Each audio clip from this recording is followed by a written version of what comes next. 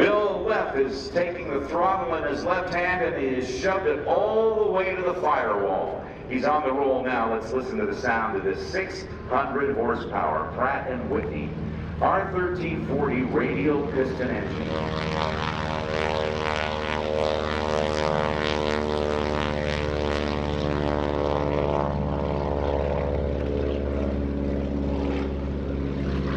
Now we have some low ceilings this morning, so Bill Leff will be modifying his presentation for us. He won't do so much in the way of vertical maneuvers, but he will demonstrate the capabilities of the airplane. We'll get to see and hear this piece of living history that trained tens of thousands of Allied pilots to fly.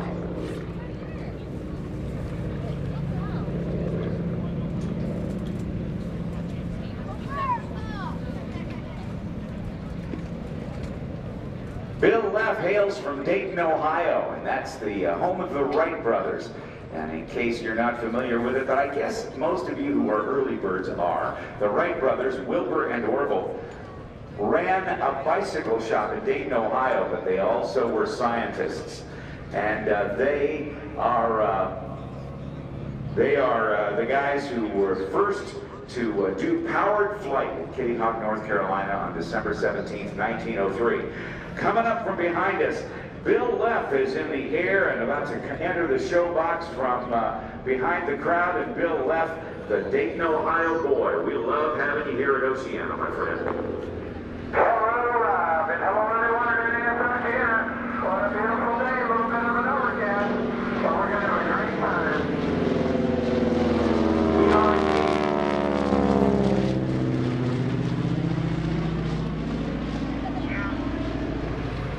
I understand you're going to do a little bit of a weather check for us. Now he's got both hands on the stick as he maneuvers this 5,500-pound airplane through the sky. There's been limited some of the maneuvers I can do, but we're going to start out with a big old barrel roll. Sounds good to me, sir.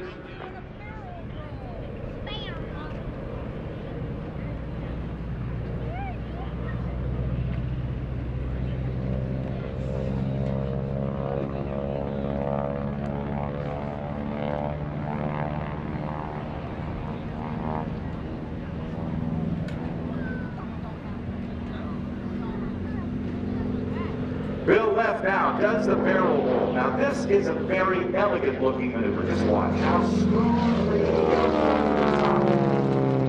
What is interesting about this is that even at the apex of that barrel roll, he is maintaining one positive G, just like we're standing here on the ground.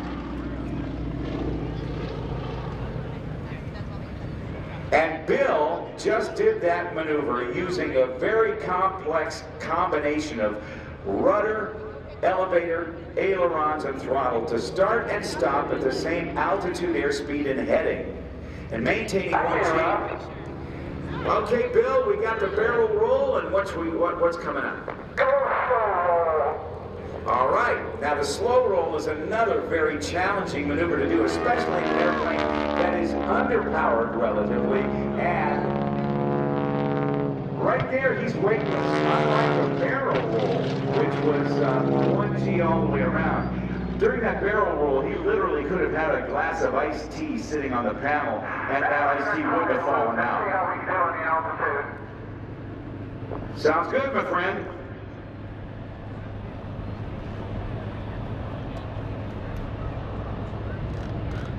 Bill is checking altitudes for us because the distance from the ground to the bases of the clouds is going to be crucial, specifically and particularly with respect to the skydivers and any other of the performers who need greater amounts of altitude or cloud clearance to do their maneuvers.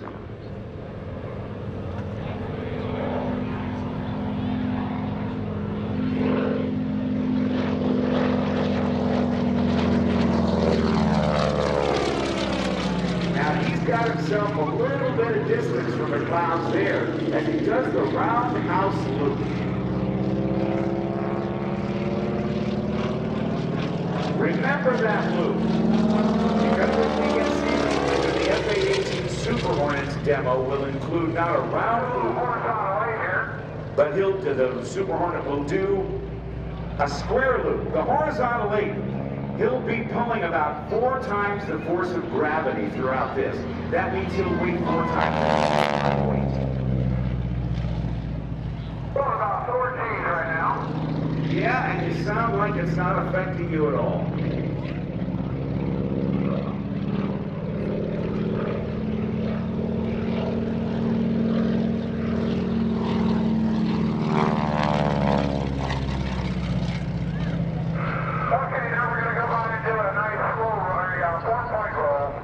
Very good. The 4-point roll is one in which he'll stop his rolling maneuver 4 times in it, stopping at every 90 degrees of rotation. No, not quite enough altitude to do it right. He said no Cuban 8s today. That's a looping maneuver that requires altitude cloud clearance on both sides of the aerobatic bias. Now watch for the nose to come up. He'll throw the stick over to the left and stop it into left knife edge 90 degrees. Another 90 degrees to invert it. He'll stop again at 270 degrees and then stop it at 360 degrees. That is the 4-point hesitation roll.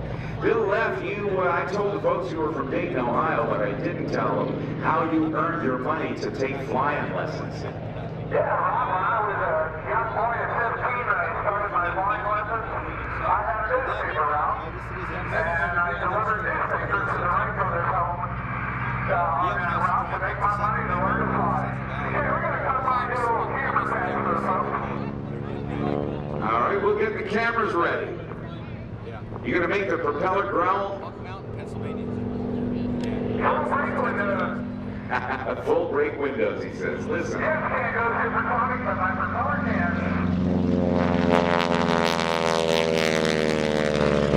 Hear that sound? As Bill said, the airplane can't go supersonic, but the propeller tips can. Mini sonic booms at about 2,250 revolutions per minute. Yeah, it sounded really good, Bill. Love the sound of the Pratt & Whitney R1340 and the Hamilton Standard propeller tips going supersonic. Okay, we're going to do it on the non-exhaust side. All right. The non-exhaust side usually comes, the exhaust coming out on the right side of this airplane, so it'll sound a little different now.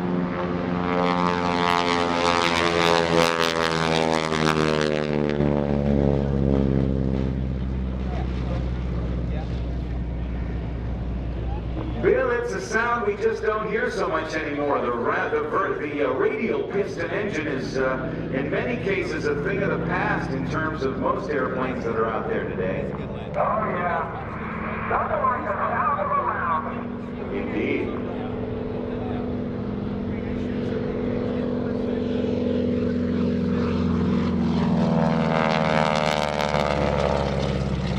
Bill, I told the crowd I thought this airplane was built in 1944. Am I close? 43. Probably in September. September of 43. So it's getting to be about 84 years old now, huh? Yes, sir. Now, these airplanes weren't ever meant to last that long, were they? And they were pretty much throwaway airplanes. But in America, we build things really well. Indeed. That's We're what... going to go play behind the landing gear. All right, now watch first the landing gear that you'll see at the bottom. You'll see the wheels are very close together at the leading edge of the wing as he goes up. Now, as he goes over the top, watch the wheels. Well, okay, did you raise the landing gear or what? Normally you lower it, but the wheels went up. I extended it. Okay, I'll take that. Extending Okay, we're going to float around, turn into the wind, and see how slow we can make this thing go and do a high alpha pass. You see the big jets do it, but this little baby can do it too. All right. High alpha. Alpha stands for angle of attack, and in very simple terms, it means the number of degrees that the nose is pitched up or pulled up above the horizon. See how fast the big winds are blowing today. All righty. Now let's watch And he's talking about the Jose from the hurricane. 110 miles an hour. Yeah, I'll be narrating today. Bear Shark's flying. Awesome. Well, maybe you guys get some great pics. 90 miles an hour. 80 miles an hour. Look at that. 75, 70, 65 with a 50 knot ground speed. 50 knots across the ground. That's less than 60 miles an hour across the ground. That's pretty amazing, Bill. You're holding it up there good. You know how many degrees nose up you are? About 7. Only 7. Wow, that's amazing. I'd set the flaps down all the way to 45 degrees. I gotcha. Helps to slow the airplane down. We're going to clean the airplane up, come around and make a little pass and do the traditional victory roll. Sounds good. And I know that you want to honor the Army, the Air Force, the Marine Corps, the Navy, and the Coast Guard, but I think you got another one you want to honor, don't you? Oh yeah, the National Guard.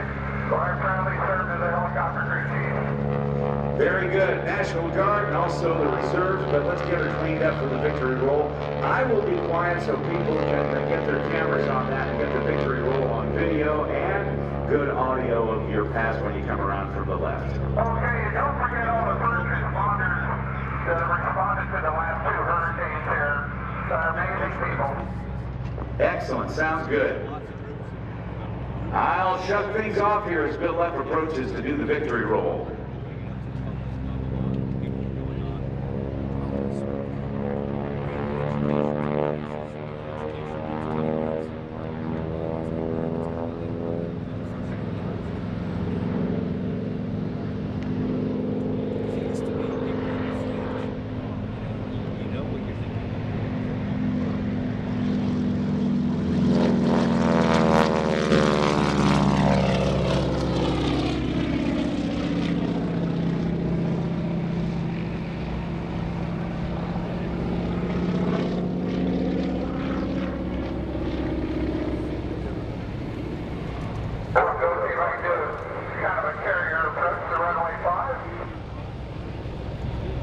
That sounds good, Bill. I hope everybody got good video of that. Do you get good video, folks? I think they did. Great, and thanks for having me here. It's been a great time at NAS Oceana. And congratulations on 2017 being your 41st year in the airshow business. So long. See ya. Big round of applause, if you will, everyone, for Bill Leff in the North American Texan airplane.